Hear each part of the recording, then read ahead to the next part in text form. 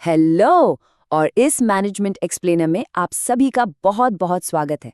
अगर आप अपनी परीक्षाओं के लिए तैयारी कर रहे हैं या बस अपने मैनेजमेंट के कॉन्सेप्ट्स को जल्दी से रिवाइज करना चाहते हैं तो ये हाई एनर्जी क्रैश कोर्स बिल्कुल आपके लिए है।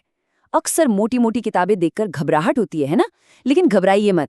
इस गाइड में हम एकदम आसान भाषा में और बहुत ही कम समय में वो सब कवर करेंगे जो असल जिंदगी और एग्जाम्स दोनों के लिए बेहद जरूरी है।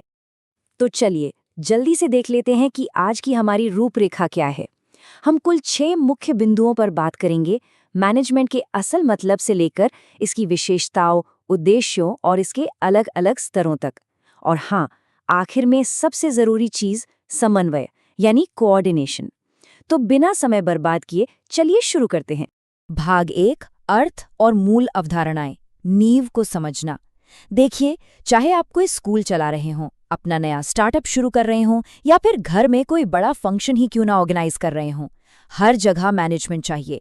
लोगों को और संसाधनों को सही दिशा में ले जाना एक सार्वभौमिक जरूरत है। ये सिर्फ किसी बड़े कॉरपोरेट ऑफिस तक सीमित नहीं है, बल्कि अस्पतालों, सरकारी संस्थाओं और एनजीओज हर जगह लागू होता है। बिना सही मैनेजमेंट के आपका सबसे बेहतरीन आइडिया भी फेल हो सकता है। अब मैनेजमेंट कोई रुकी हुई चीज नहीं है, ये एक सक्रिय प्रक्रिया है। मैनेजमेंट के जानकारों ने इसके 5 मुख्य कार्य बताए हैं। सबसे पहले आता है प्लानिंग, यानी तय करना कि करना क्या है। फिर ऑर्गेनाइजिंग, चीजों और संसाधनों को जुटाना। उसके बाद स्टफिंग, मतलब सही काम के लिए सही लोगों को चुनना। फिर डायरेक्टिंग, अपनी टीम का नेतृत्व करना। और आखिर में कंट्रोलिंग, ये जांचना कि जो प्लान किया था काम वैसा हो भी रहा है या नहीं। तो यहाँ सबसे अहम बात क्या है? चलिए मैनेजमेंट की इस बहुत ही सरल लेकिन सटीक परिभाषा पर गौर करते हैं। मैनेजमेंट दूसरों के माध्यम से प्रभावी और कुशल तरीके से काम करवाने की कला है।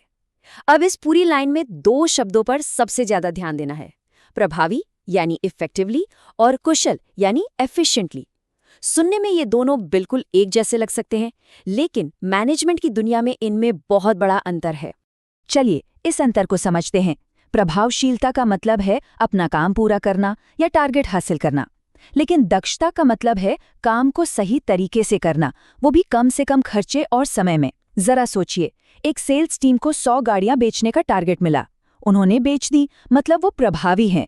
लेकिन अगर उन्होंने यही काम तय बजट से आधे बजट और बहुत कम समय में कर लिया, तब वो कुशल भी कहलाएंगे। पीटर ड्रकर ने बहुत ही सही बात कही थी कि अगर आप गलत काम को बहुत अच्छी दक्षता के साथ कर रहे हैं तो उसका कोई फायदा नहीं। ये तो वही बात हुई कि आप बहुत तेज दौड़ रहे हैं पर गलत दिशा में। इसलिए प्रभावशीलता हमेशा दक्षता से पहले आती है। भाग 2, मैनेजमेंट की प्रमुख विशेषताएं, 7 स्तंभ।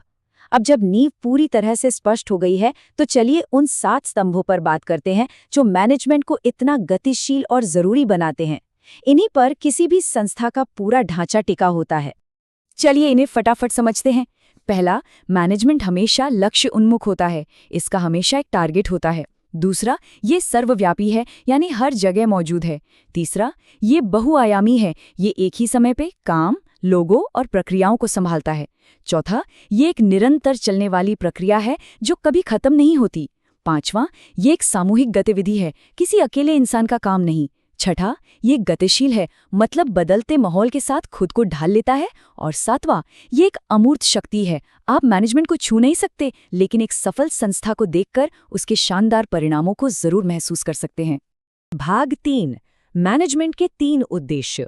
हमारा लक्ष्य क्या है? अब ये सवाल मन में आना लाजिमी है कि मैनेजमेंट असल में हासिल क्या करना चाहता है। क्या सिर्फ मुनाफा कमाना ही इसका इकलौता मकसद है? बिल्कुल नहीं।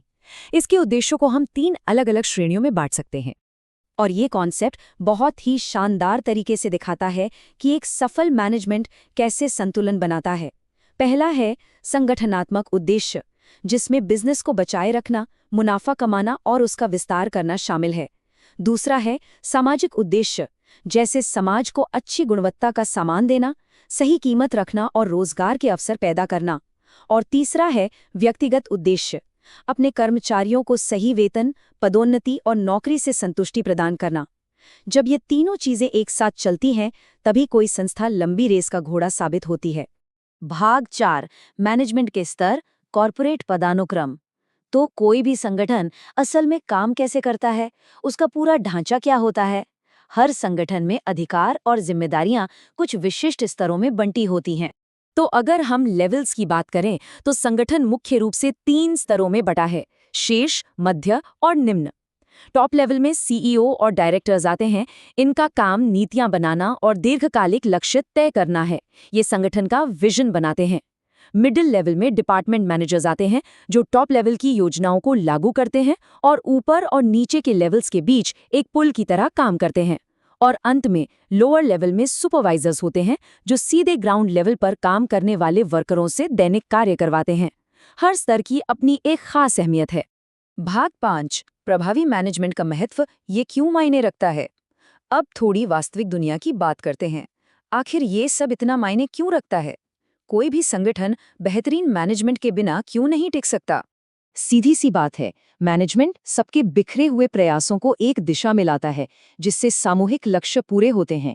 ये संसाधनों का बेहतरीन उपयोग करके दक्षता बढ़ाता है।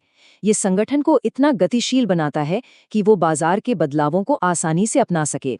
इसके साथ ही ये कर्मचारियों को प्रेरित करके उनके व्यक्तिगत उद्देश्यों को पाने में मदद करता है और समाज में रोजगार और बेहतरीन सेवाएं देकर समाज का भी विकास करता है। भाग 6, समन्वय, अंतिम सार। और अब हम आ गए हैं इस क्रैश कोर्स के सबसे महत्वपूर्ण विषय पर, कोऑर्डिनेशन।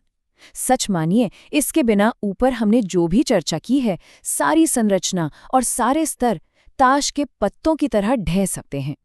यहाँ सबसे दिलचस्प बात यह है कि समन्वय मैनेजमेंट का सार है। ये कोई अलग से किया जाने वाला काम नहीं है, बल्कि ये वो गोंद है जो संगठन के हर हिस्से को आपस में मजबूती से जोड़े रखता है। ये अलग अलग विभागों को साथ लाता है, आपसी टकराव कम करता है और पूरी टीम में एकता की भावना पैदा करता है। चाहे प्लानिंग हो या कंट्रोलिंग, बिना समन्वय के कुछ भी संभव नहीं है। तो एग्जाम्स के लिए इन 4 बातों को एकदम अच्छे से याद कर लीजिए। ये हमारा तेज तर्रार सारांश है। पहला, मैनेजमेंट हमेशा लक्ष्य उन्मुख होता है। दूसरा, ये सर्वव्यापी है, यानी हर जगह मौजूद है।